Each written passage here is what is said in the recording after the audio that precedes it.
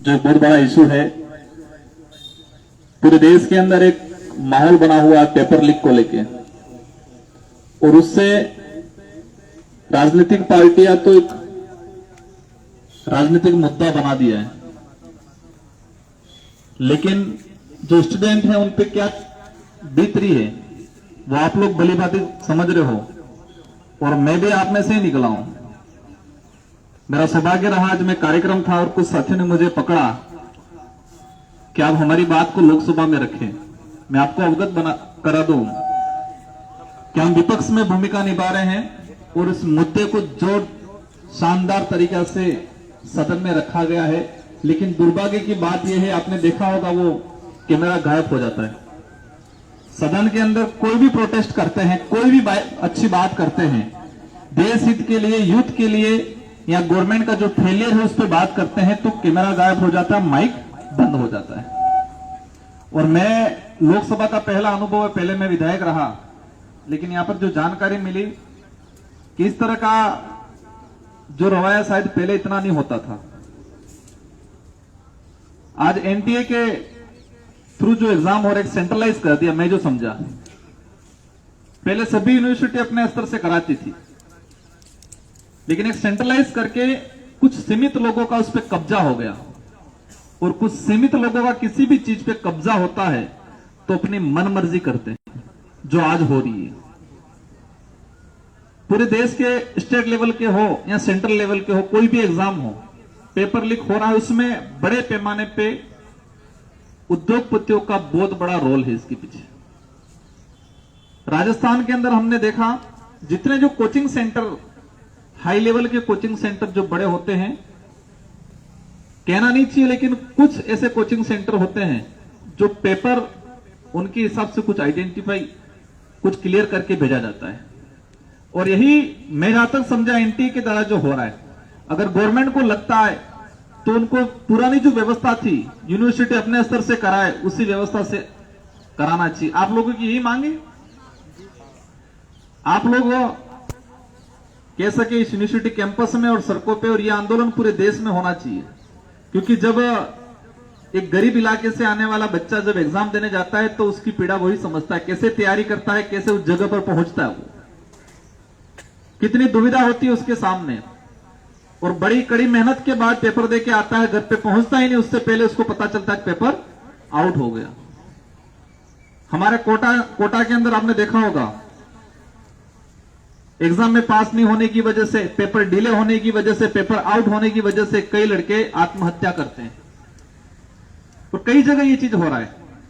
लेकिन वर्तमान मैं एक क्षेत्रीय पार्टी से आता हूं, मैं किसी पार्टी को दोष नहीं देना चाहूंगा, और मैं हालांकि मैंने सुना है, मैं जेएनयू में पहले भी आया हूं, एमएलए था उस दौरान, 2-3 बार मैं घुमा, हमें पढ़ने का सौभाग्य नहीं मिला, हम तो ग्रामीण इलाके से कॉलेज किया, लेकिन मैं काफी प्रभावित हूं इस कैंपस से।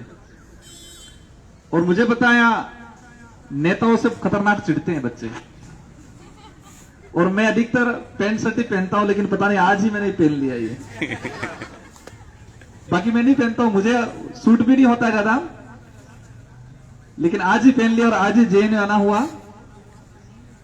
अवश्य आप लोगों में से ही निकला हूं मैं स्टूडेंट ही था उस दौरान, एमएलए का चुनाव लड़ा, एमएलए बना, और बांसवाड़ा की जनता ने मुझे एमपी बनाया, शानदार बैंडेड देके बनाया मुझे।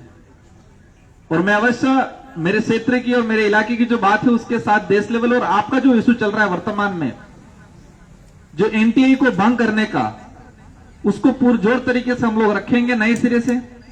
पूरे विपक्ष ने इसको रखा था, पूरे विपक्ष ने उस मुद्दे को लेके वॉकआउट किया, लेकिन दुर्भाग्य है कि कई नेशनल मीडिया भी इस चीज को हाईलाइट नहीं कर रही है। 2 से 3 बार उठा मुद्दा ये, एक बार नॉर्मली किसी मीडिया में आया था, लेकिन हम जब तक सदन चलेगा, जब भी अवसर मिलेगा, आज आपका ज्ञापन मुझे प्राप्त हुआ है, मैं अवश्य इस पे 0 ओवर्स हो या किसी भी नियम प्रक्रिया के तहत मैं इसको लगाऊंगा, और अवश्य आपकी बात को लोकसभा के अंदर रखेंगे, क्योंकि आपकी पीड़ा हम समझ सकते हैं, और कोशिश करेंगे आपकी भावना के अनुरूप इस देश के अंदर एजुकेशन व्यवस्था। सर एक बात कह रहे थे,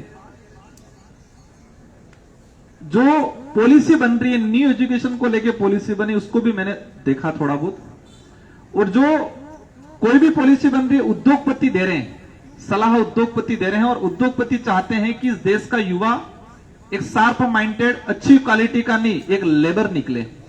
वो चाहते हैं लेबर पैदा हो, ताकि उनकी कंपनियों में एज ए वर्कर के रूप में काम करें। बहुत सारी पॉलिसी ऐसी आई अभी। उन पॉलिसी के अंदर देखा कि हमारे देश के युवाओं का भविष्य अंधकार में है, और उस जगह पे हम हैं, तो हमारी जिम्मेदारी है। हम इंप्लीमेंट नहीं कर सकते, लेकिन करवा जरूर सकते हैं, हमारी बात को पुरजोर तरीके से रख के, और अवश्य करवाएंगे। मेरा एक जगह कार्यक्रम और था, पर भाई साहब ने जिद किया आना ही पड़ेगा। मैं भी स्टूडेंट लाइफ से रहा, मैं कॉलेज में प्रेसिडेंट बना था, और वहीं से राजनीतिक कैरियर शुरू किया। और एक बात अंत में बोलना चाहूंगा, अधिकतर बच्चे यूथ में ये रहता है, माहौल बना जाता है, पॉलिटिक्स गंदी होती है, दूर रहना चाहिए, ये माहौल रहता है। लेकिन राजनीति के थ्रू ही जो लोग जाते हैं वो पॉलिसी बनाते हैं हमारे लिए। तो पॉलिटिक्स से हमें भागना नहीं, हमें उसमें ब्रीफ करना है, उसको समझना है, अच्छी जगह अच्छी पॉलिसी मेकर लोगों को अच्छी विचारधारा को फॉलो करना है। आपकी विचारधारा बिल्कुल इस संगठन की होगी। थोड़ी बहुत मैंने भी जानकारी ली, क्योंकि हमारे वहां कुछ विशेष 2-4 संगठन ही रहते थे। इस संगठन की आइडियोलॉजी के बारे में भी जानकारी मिली। लगभग हमारी आइडियोलॉजी और आपकी आइडियोलॉजी लगभग मेल खाती है। और मैं ये जो एनटीए वाला जो इशू है, पेपर लीक वाला जो इशू है, उस पर कहना चाहूं, किसी भी संगठन के बच्चे हो, सारे संगठन के बच्चों को एक मंच पे आना चाहिए।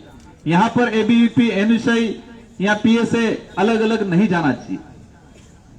ये कॉमन समस्या है, उसका समाधान हम सबको हर बैनर तले, और जो भी बैनर इस डिमांड को अगर नहीं उठाता है, तो वो मुझे नहीं लगता कि वो स्टूडेंट के हित का है। इस यूनिवर्सिटी कैंपस के अंदर एक माहौल बनवाओ आप।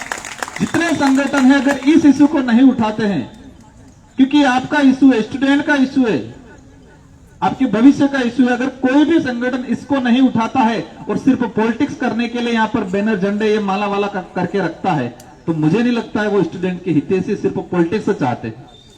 तो ऐसे संगठन के खिलाफ भी आपको मोर्चा खोलना है। जो नहीं आए, हालांकि आए, उनको सबको साथ में लेके आगे बढ़ना है। इन्हीं शब्दों के साथ आप सबको धन्यवाद। आपकी बात को अवश्य हम लोकसभा में रखेंगे, और जरूर कोशिश करेंगे विपक्ष में रह के इसको इम्प्लीमेंट कराएंगे। धन्यवाद। जय जोहार, जय संविधान, जय भारत।